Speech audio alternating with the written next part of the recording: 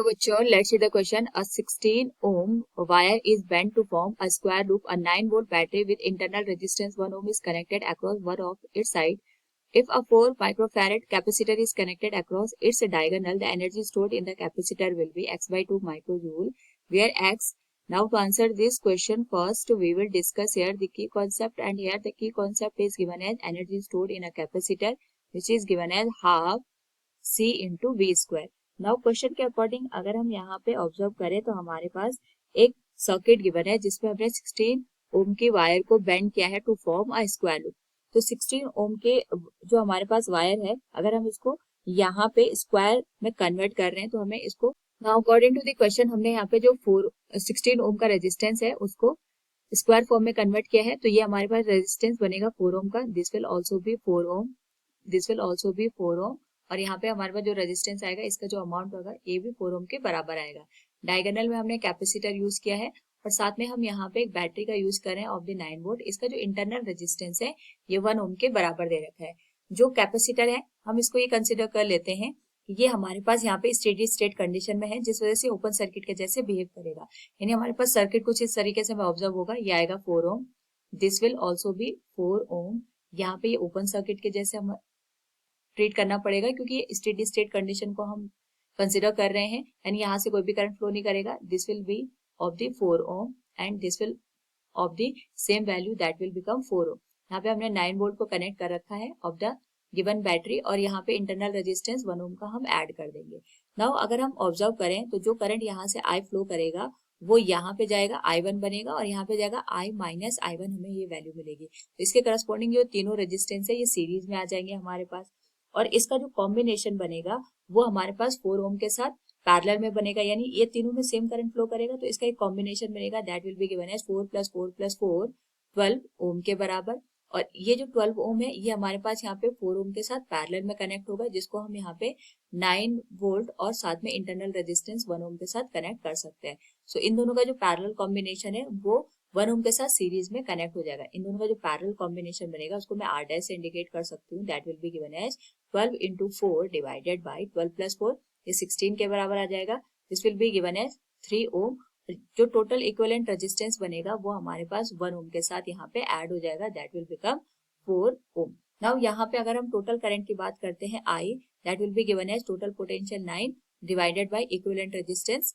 तो यहाँ पे हमारे पास जो वैल्यू बनेगी that will be 9/4 ampere. Now question के अकॉर्डिंग अगर हम ऑब्जर्व करें तो हमें कैपेसिटर के अक्रॉस यहाँ पे पोटेंशियल डिफरेंस पहले फाइंड आउट करना पड़ेगा, तभी जाके हम एनर्जी स्टोर यहाँ पे फाइंड आउट कर सकते हैं. तो सर्किट को अगर रीड्रॉ करें, ये आ गया 4 ohm, this will be of the same value. यहाँ पे हम कैपेसिटर का यूज करेंगे. इसका एक टर्मिनल का पोटेंशियल मैं यहाँ पे VA मान लेती हूँ, इसको VB कंसिडर कर लेती हूँ. This will be of the 4 ओम. यहाँ पे हमारे पास जो रेजिस्टेंस बनेगा ये भी 4 ओम का बनेगा. यहाँ पे बैटरी 9 वोल्ट की आएगी और इंटरनल रेजिस्टेंस हम 1 ओम का यूज करेंगे. नाउ हम इस पर्टिकुलर लूप में यहाँ पे जो KVL है उसका यूज कर सकते हैं, that will be given as VA minus VB. तो यहाँ पे सबसे पहले हमने जो करंट फाइंड आउट की थी I, इसकी जो वैल्यू है वो 9 बाई, जैसे हमने यहाँ पे प्रीवियसली सॉल्व किया था 4 के बराबर फाइंड आउट की थी. तो ये टोटल करंट हमारे पास यहाँ पे 9/4 आ गया, और यहाँ पे जो करंट हमें मिलेगी that will be equal to I1. सबसे पहले हम ये देखेंगे कि हमारे पास यहाँ पे जो I1 है इसका अमाउंट कितना है. तो इसको फाइंड आउट करने के लिए तभी जाके हम यहाँ पे VA माइनस VB की वैल्यू फाइंड आउट कर सकते हैं. That will be equal to 8 total resistance आ जाएगा multiplied with I1. Now I1 को फाइंड आउट करने के लिए हम ये देखेंगे कि हमारे पास जो सर्किट था जैसे हमने यहाँ पे यूज किया था, इस पर्टिकुलर केस में हमारे पास यहाँ पे जो ड्रॉप आएगा 9 वोल्ट तो टोटल वोल्टेज है, और जो ड्रॉप आएगा वो 1 ओम के अक्रॉस आएगा. अगर हम यहाँ पे देखें तो हमारे पास जो टोटल करंट फ्लो कर रही है इस पर्टिकुलर केस में वो 9/4 एम्पियर के बराबर यहाँ पे हमारे पास फ्लो कर रही है. तो 1 ओम के अक्रॉस कुछ ना कुछ ड्रॉप होगा. जितना भी ड्रॉप यहाँ पे 1 ओम के अक्रॉस यहाँ अप्लाई होगा वो हमारे पास 4 ओम और 12 ओम के अक्रॉस यहाँ पे अप्लाई हो जाएगा. तो अगर हम इस ड्रॉप को यहाँ पे कैलकुलेट करें that will be given as 9 माइनस टोटल करंट हमारे पास 9/4 है, that will be multiplied with 1. अगर हम इसको यहाँ पे सॉल्व करें दैट विल बिकम 36, और 36 में से अगर हम यहाँ पे 9 को माइनस करते हैं दिस विल बिकम 27. तो हमारे पास जो वैल्यू बनेगी that will be of the 27/4 volt. इतना पोटेंशियल हमारे पास यहाँ पे जो 4 ओम हमने यहाँ पे यूज किया है और जो 12 ओम हमने यहाँ पे यूज किया है इसके अक्रॉस अप्लाई हो जाएगा।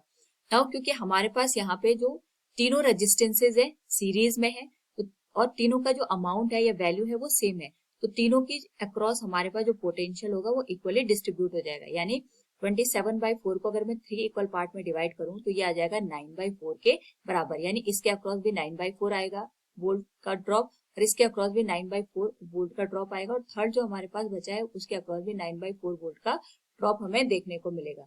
अगर हम यहाँ पे ऑब्जर्व करें तो इन दोनों के अक्रॉस अगर 9/4 वोल्ट का ड्रॉप आ रहा है उस पर्टिकुलर केस में अगर हम यहाँ पे I1 का अमाउंट निकालना चाहें तो हमारे पास जो I1 की वैल्यू होगी that will be equal to जो टोटल पोटेंशियल हमने यहाँ पे कैलकुलेट किया था दैट वाज 27 डिवाइडेड बाय 4। ये तो हमारे पास टोटल पोटेंशियल आएगा and this will B divided by total resistance 12 के बराबर। तो ये 3 से डिवाइड हो जाएगा, 3 9 जा 27, 3 4 जा 12, तो वैल्यू आ जाएगी हमारे पास 9/16 एम्पियर के बराबर। नाउ सॉल्व करें अगर हम यहाँ पे VA माइनस VB की वैल्यू तो ये बनेगा 8 इंटू 9/16, वैल्यू बन जाएगी यहाँ से 9/2 वोल्ट के बराबर।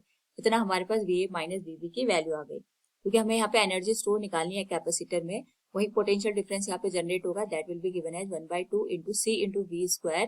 तो VA माइनस VB का यहाँ पे स्क्वायर हो जाएगा। नाउ जो हमारे पास यहाँ पे कैपेसिटर की वैल्यू गिवन है क्वेश्चन के according it is 4 microfarad.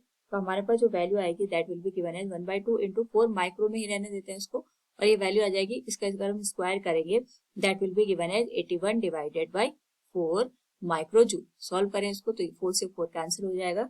This will be given as 81/2 micro joule. और क्वेश्चन में हमसे x/2 पूछा गया था, यानी जो x की वैल्यू होगी ये हमारे पास यहाँ पे 81 के बराबर आ जाएगी। So from given question we can say here x will be 81। Hope all you understood it. Thank you and best of luck.